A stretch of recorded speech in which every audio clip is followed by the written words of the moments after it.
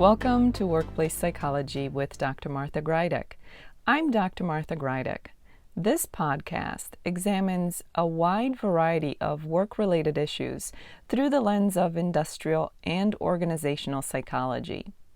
And while many of the topics discussed here may be seen as intended for white-collar employees and their employers, in reality, the ideas presented here are applicable across organizations and industries.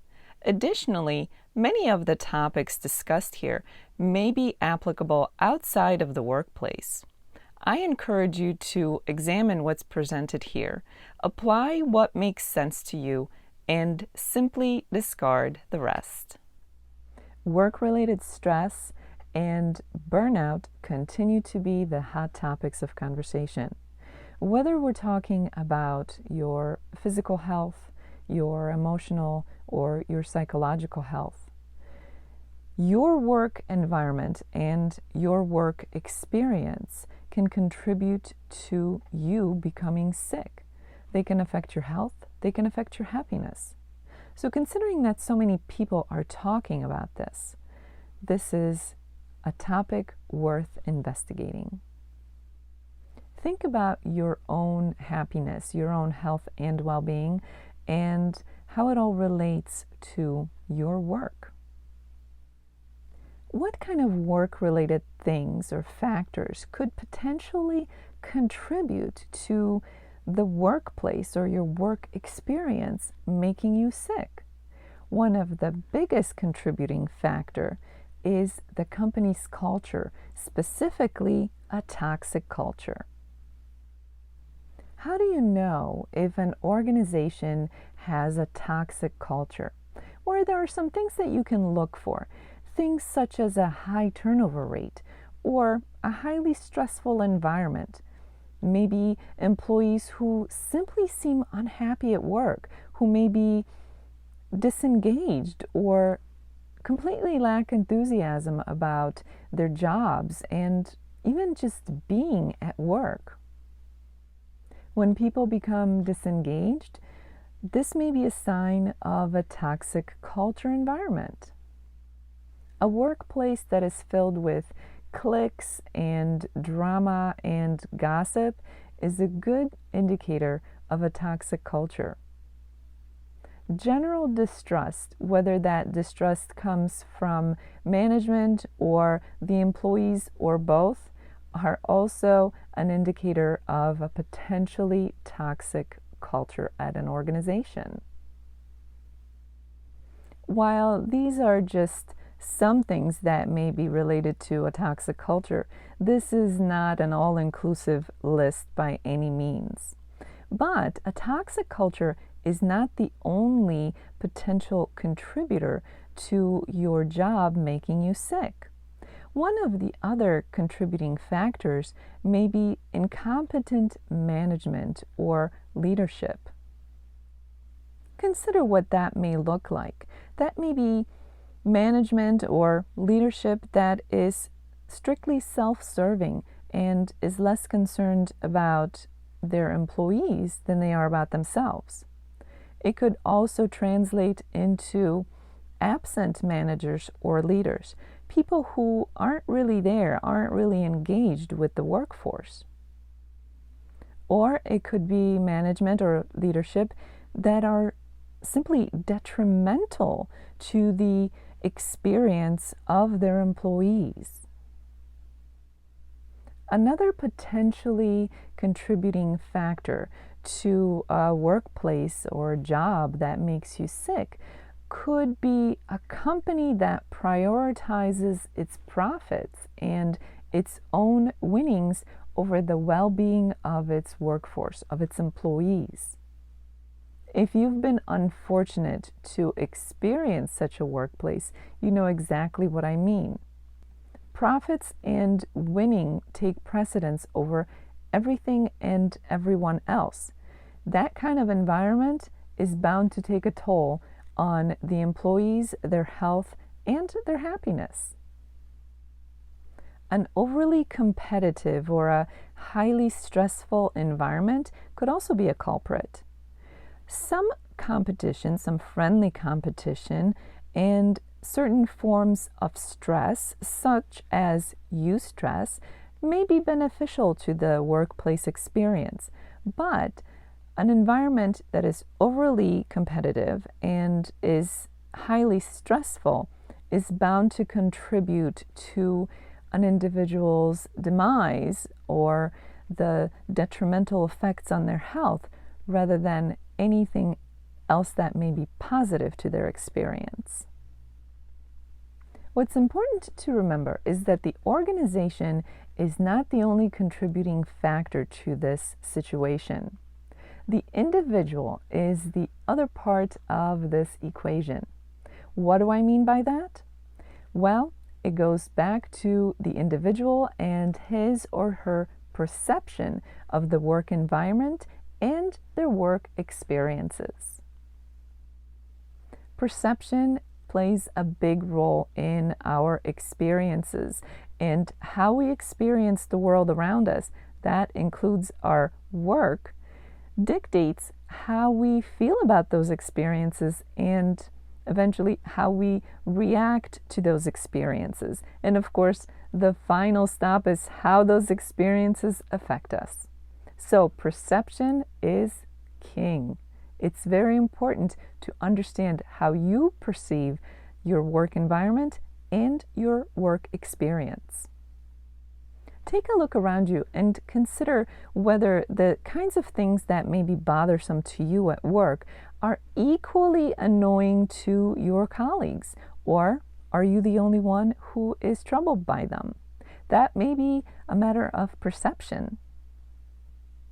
And while that may not always be the case, it's something that's worth investigating.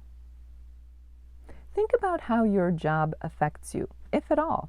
Some people really don't get too affected or too bothered by their job.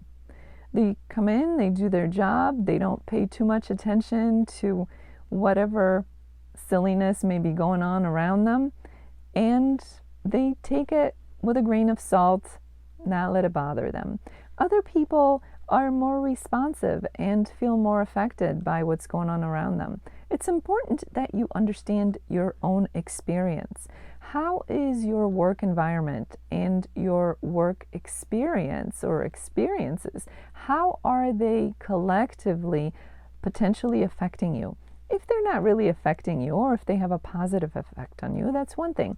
But if they are affecting your health, your happiness in a negative way, it's time to not only recognize that, but potentially to do something about it. What does this all mean?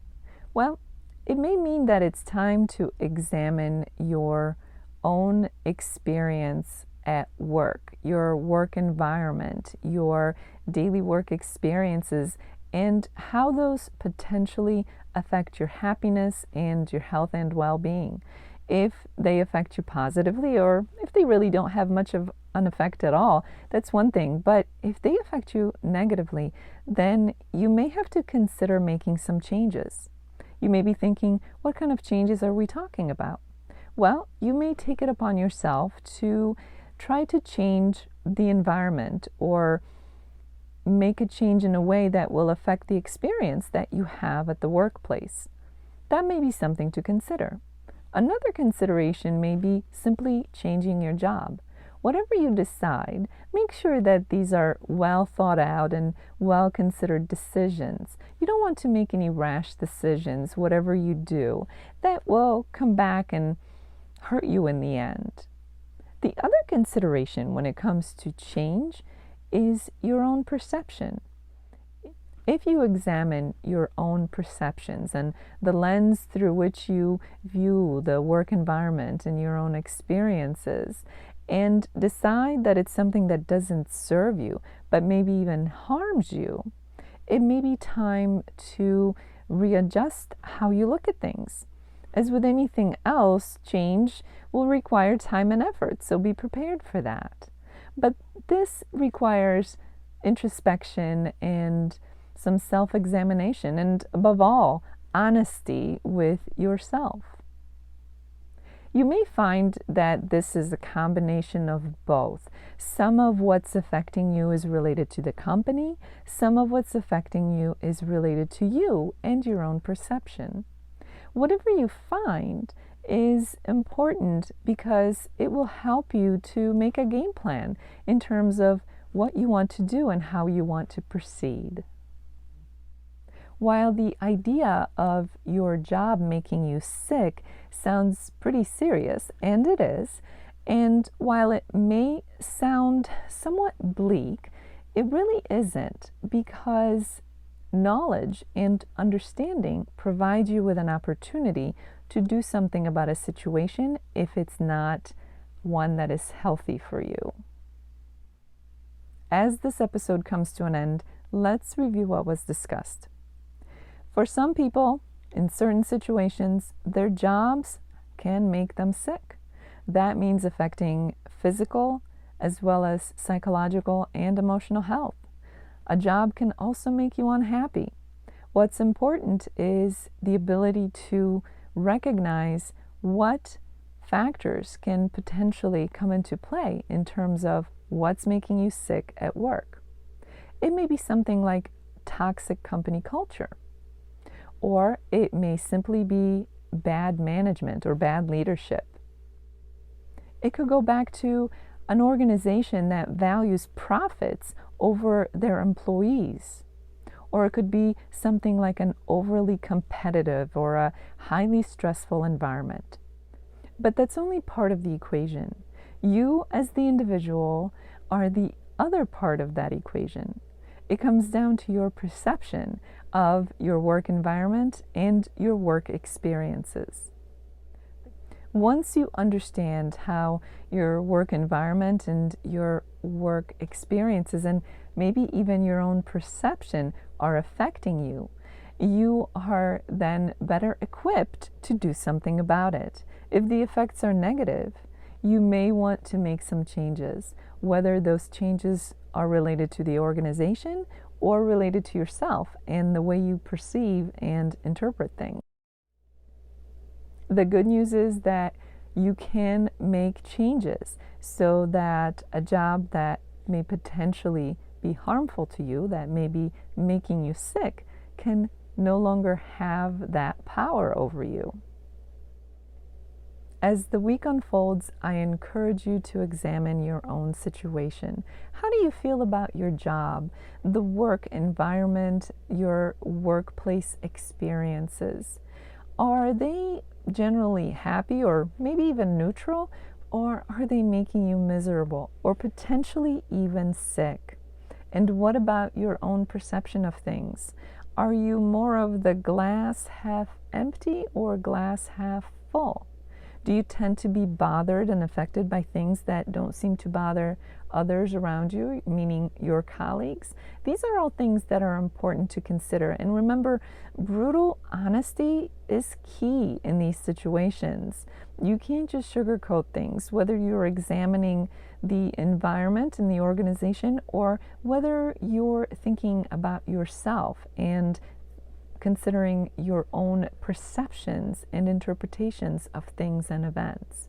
So remember, take some time to think about this, because if your work is making you sick, whatever the reason for that may be, you can't afford to stand by and do nothing.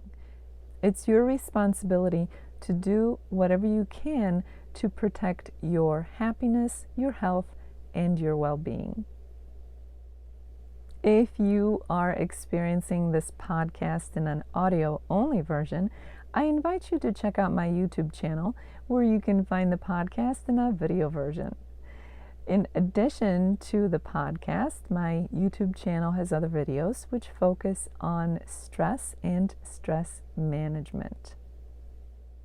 Thank you for joining me today. Please subscribe to this podcast. I look forward to seeing you next time.